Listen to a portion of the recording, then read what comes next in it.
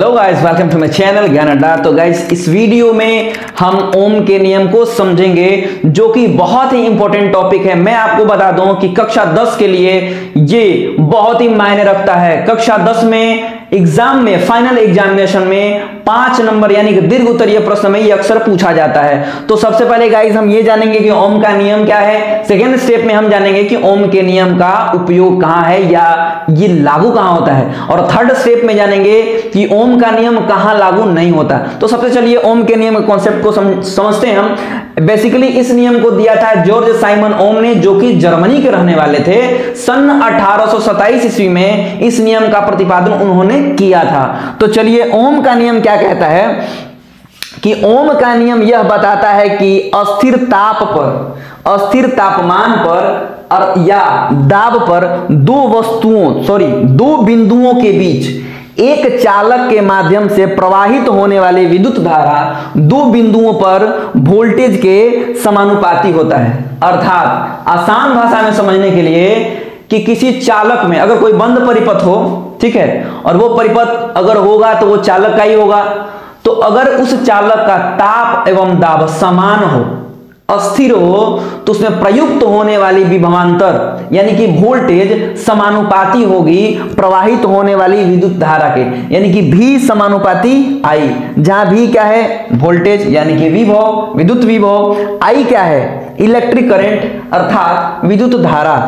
तो V समानुपाती I होता है। यही ओम का नियम बहुत ही सिंपल है, V समानुपाती I, यानी कि किसी भी बंद परिपथ में प्रयुक्त होने वाला विभवांतर, प्रयुक्त होने वाला विद्युत विभव समानुपाती होता है विद्युत धारा के, बशर्ते वहां पे एक शर्त क्या है कि उस चालक का या उस बंद परिपथ का जो चालक द्वारा बना है उसका तापमान और दाब समान होना चाहिए।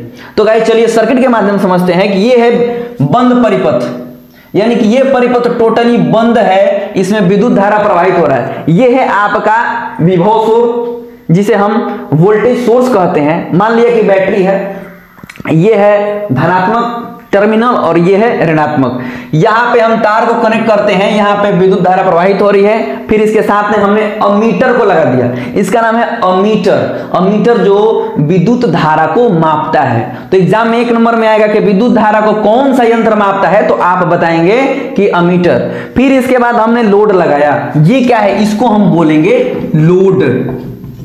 लोड बोले तो आप जैसे बल्ब जला रहे हैं या फ्रिज चला रहे हैं घरों में, या कोई भी विद्युत वाला उपकरण आप चला रहे हैं, उसी को हम लोड बोलते हैं। ठीक है, इस लोड के पहले टर्मिनल और लास्ट टर्मिनल में हम वोल्ट मीटर लगाते हैं। आपको मैं बताता हूं कि वोल्ट मीटर एक ऐसा उपकरण है जो कि विभवांतर को या विद्युत विभव को मापता है। ठीक है, तो हमने कितना वोल्टेज अप्लाई हो रहा है उसके लिए वोल्ट मीटर लगाया, और उसमें कितनी विद्युत धारा प्रवाह हो रही है उसके लिए हमने अमीटर लगाया। ठीक है, तो इसमें क्या है कि उसके बाद हम कुंजी लगाते हैं, जिसको हम स्विच कहते हैं ऑन ऑफ करने के लिए। तो हम इसमें ये पाएंगे कि इस विद्युत परिपथ का अगर तापमान और दाब समान है, तो इसमें प्रवाहित होने वाला अगर वोल्टेज है वो हमेशा समान अनुपात में होगा किसके? विद्युत धारा के। उदाहरण के रूप में अगर वोल्टेज हम 5 रखते हैं, यानी कि 5 वोल्ट है, ये क्या है? 5 वोल्ट है, और ये क्या है? 2 एम्पियर है। ठीक है, 2 एम्पियर है। देखिए विद्युत विभव को जो हम मापते हैं वोल्ट में मापते हैं, और विद्युत धारा को मापते हैं हम एम्पियर में। ये याद रखिएगा, ये भी एग्जाम में आता है कि विद्युत धारा को हम किस में मापते हैं, तो विद्युत धारा को हम मापते हैं एम्पियर में, और विद्युत विभव को मापते हैं वोल्टेज में। तो देखो ये 5 है, 5 वोल्ट, और विद्युत धारा क्या है? 2 एम्पियर। अगर ये 2 गुना होता है, इसको हम बढ़ाते हैं, 2 गुना करते हैं, 10 वोल्ट करते हैं, तो ये अपने आप 4 एम्पियर हो जाएगा। यानी कि हमेशा क्या होगा? सेम अनुपात में होगा। अगर 10/4 करें तो ये हमेशा देखो अनुपात इसका 2 5 10, 2 दूना 4, यानी कि 5:2। इसका अनुपात हमेशा समान रहेगा। और इसको तिगुना करेंगे तो ये भी तिगुना होगा। वोल्टेज यानी कि विद्युत विभव और विद्युत धारा समान अनुपात में बढ़ता है या समान अनुपात में घटता है। ठीक है, तो होप करता हूं कि आपको समझ में आया होगा। ठीक है, आपको ये पता चल ही गया कि जहां V बराबर क्या है, वोल्टेज, जिसे विभव कहते हैं, I बराबर इलेक्ट्रिक करंट। अब देखिए यहाँ पे क्या मैटर है कि यहाँ पे है समानुपाती। अब हम इसको इक्वेट करना है, इसको बराबर करना है, तो मान निकालने के लिए, तो बराबर करने के लिए हम किसी भी चीज को बराबर करने के लिए, अगर वो समानुपाती है तो बराबर करने के लिए हम नियतांक लगाते हैं। तो यहाँ पे क्या है, समानुपातिक नियतांक हमने R को यूज किया। जहां R क्या है, समानुपातिक नियतांक है, तो V बराबर क्या हो जाएगा, IR। ठीक है, अगर किसी भी विद्युत धारा में अगर प्रतिरोध हमें मालूम, जहां R क्या है, समानुपातिक नियतांक है, जिसे हम प्रतिरोध के नाम से भी जानते हैं। R क्या है, रेजिस्टेंस यानी कि प्रतिरोध। तो R बराबर क्या हो जाएगा, V बटा I, V बटा I, यानी कि वोल्टेज और करंट, यानी कि वोल्टेज, विभव और विद्युत धारा का अनुपात क्या होगा, हमेशा क्या होगा, एक समान होगा। हमेशा क्या होगा, एक समान होगा। ठीक है, अब देखिए यहां पे हम देखते हैं सेकेंड चीज हम क्या समझने वाले हैं कि एक चीज और अब मैं आपको बताता हूं, यहाँ पे रेजिस्टेंस। चलिए नेक्स्ट आगे हम रेजिस्टेंस को जानेंगे, प्रतिरोध को। तो मैं ये होप करता हूं कि ओम का नियम आपको समझ में आया होगा। सेकेंड हमारा टॉपिक क्या है कि ये जो ओम का नियम है कहां लागू होता है। सेकेंड स्टेप है कि ओम का नियम कहां लागू होता है। तो मैं आपको बता दूं कि ओम का नियम एसी तथा डीसी परिपथ दोनों के लिए लागू होता है। एसी परिपथ क्या है, डीसी परिपथ क्या है, इसके लिए मैं आपको अलग से वीडियो बनाऊंगा। वो परिपथ जानने से पहले आपको जानना पड़ेगा कि अल्टरनेटिंग करंट क्या है और डायरेक्ट करंट क्या है, इसके लिए अलग वीडियो। आप इतना जानो कि ओम का नियम एसी तथा डीसी दोनों के लिए लागू होता है। दूसरा चीज, ओम का नियम केवल धात्विक चालक, अगर वो चालक हो, कंडक्टर हो और धातु का बना हो, उस पे ही ओम का नियम लागू होता है। ठीक है, अब देखो ओम का नियम हमेशा रैखिक होता है। रैखिक का अर्थ क्या है, अगर हम ये ग्राफ बनाते हैं, ये है y एक्सेस और ये है x एक्सेस। ठीक है, अब देखिए यहां पे वोल्ट है, 20 वोल्ट है, 40 वोल्ट है, 60 वोल्ट है, ये 5 एम्पियर, 10 एम्पियर, 15 एम्पियर। अगर विद्युत परिपथ में वोल्टेज स्रोत क्या है, विभव स्रोत क्या है, 20 है। ठीक है, और विद्युत धारा 5 प्रवाहित होती है, क्या हो रही है, 5 प्रवाहित होती है। तो अगर हम वोल्टेज को बढ़ाएंगे, वोल्टेज को हम 40 करते हैं, तो ये क्या हो जाएगा, करंट भी 10 हो जाएगा। ठीक है, इसको हमने दोगुना किया तो ये भी क्या हो गया, दोगुना हो गया, 5 दूनी का 10। अब हम इसको तिगुना करते हैं, 60 करते हैं, तो विद्युत धारा भी हमारा 15 हो जाएगा। यानी कि ये क्या हुआ, किस अनुपात में है, V/I, यानी कि 20 है तो ये 5 है, यानी कि 5 का 20, ये चौगुना है ना। देखिए 10 का भी चौगुना है 40, 15 का भी चौगुना है 60, यानी कि इनका अनुपात हमेशा समान होगा। देखो अब क्या बनाएंगे ग्राफ, ये है 0 सेंटर, ये रैखिक, ये ग्राफ क्या बनाएंगे, रैखिक बनाएंगे। तो ओम का नियम हमेशा क्या होता है, वोल्टेज और विभव और विद्युत धारा के बीच में रैखिक बनता है। ठीक है, एक और चीज जानिए कि यदि कोई तत्व ओम के नियम का पालन करता है तो उस तत्व को रैखिक तत्व के रूप में जाना जाता है। कोई भी अगर धात्विक तत्व है, ओम के नियम का पालन करता है, तो उसे हम क्या कहते हैं, उसे हम कहते हैं रैखिक तत्व। एग्जाम्पल के रूप में प्रतिरोध, रेजिस्टेंस, प्रतिरोध को क्या कहते हैं, रैखिक तत्व। क्योंकि जहां प्रतिरोध कहां होगा, जहां वोल्टेज, विद्युत विभव और विद्युत धारा के बीच का अनुपात कार्य करेगा, ठीक है, वहीं पे क्या होगा, प्रतिरोध होगा।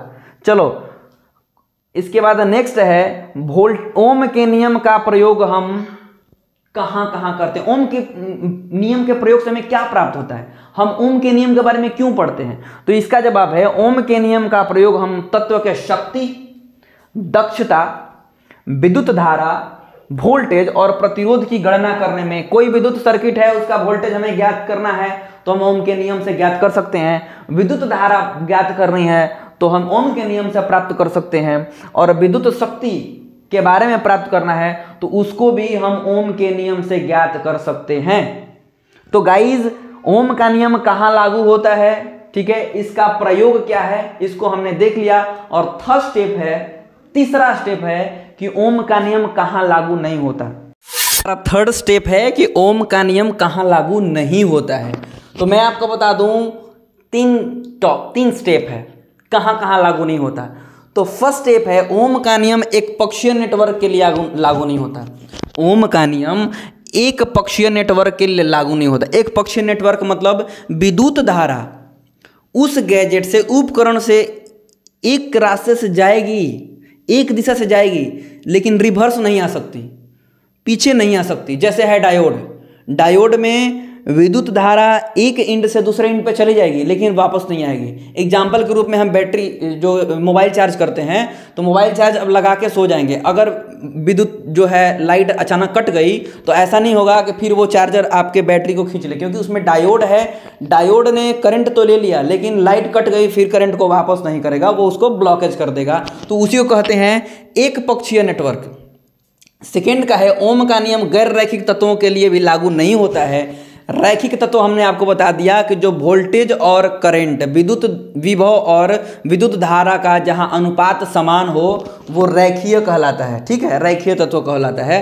तो वहां पे यहाँ इसमें क्या होता है कि गैर रैखीय तत्व में क्या होता है कि वोल्टेज जो है विद्युत धारा का समानुपाती नहीं होता। अलग वोल्टेज के लिए अलग अलग मान परिवर्तित होता रहता है। वोल्टेज के लिए, करंट के लिए अलग अलग मान परिवर्तित होता रहता है। तो सेकंड स्टेप क्या है कि ओम का नियम गैर रैखिक तत्वों के लिए लागू नहीं होता।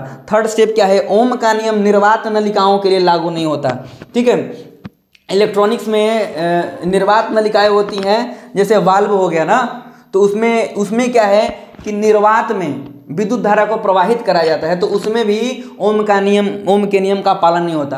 तो तीन चीजें हमने सीखी कि ओम का नियम कहाँ कहाँ लागू नहीं होता। तो ओम का नियम एक पक्षीय नेटवर्क के लिए एग्जाम्पल था डायोड और ट्रांजिस्टर, उसके लिए लागू नहीं होता। ये क्या करते हैं, एक साइड से दूसरे साइड तक विद्युत धारा तो जाता है लेकिन दूसरे से पहले की तरफ उधर नहीं जा पाता है। ठीक है, जैसे मान के चलिए कि तार है ना, तार को इधर से हमने कनेक्ट किया तो यहाँ इधर की तरफ विद्युत धारा जाएगा, प्रवाहित होगा, इधर कनेक्ट किया तो इधर जाएगा, लेकिन ऐसा डायोड में नहीं है, एक ही साइड जाएगा, तो वही होगा था एक पक्षीय नेटवर्क। दूसरा क्या है, ओम का नियम गैर रैखिक तत्व के लिए लागू नहीं होता। यानी कि गैर रैखिक तत्व मतलब जिस वोल्टेज और विद्युत धारा के बीच का अनुपात समान न हो, उसके लिए लागू नहीं होता। एग्जाम्पल के रूप में थायरिस्टर, इलेक्ट्रॉनिक्स में बहुत यूज होता है इसका, थायरिस्टर का। ठीक है, इसके बाद है ओम का नियम निर्वात नलिकाओं के लिए लागू नहीं होता, उदाहरण के रूप में वाल्व। तो गाइज हमने आज क्या जाना कि ओम का नियम क्या है, इस नियम को किसने दिया था, ओम का नियम बेसिकली है क्या, ये भी जाना हमने। ओम का नियम कहाँ लागू होता है, ओम का नियम कहाँ लागू नहीं होता है, इन 4-5 चीज़ों को हमने जाना। होप करता हूँ कि ये पूरा कंसेप्ट आपको समझ में आ गया होगा। आप कहीं भी बेझिझक किसी भी क्वेश्चंस का इसके रिलेटेड आंसर दे सकते हैं। आप ये भी जानें कि ओम का नियम जो है किसी विद्युत परिपथ की दक्षता, उसकी प्रतिरोध, उसका विद्युत धारा और उसका विभवांतर ज्ञात करने के लिए किया जाता है। तो गाइज होप करता हूँ कि आपको ये वीडियो पसंद आएगी। अगर ये वीडियो पसंद आए तो please don't forget to like, share and subscribe. Thank you so much.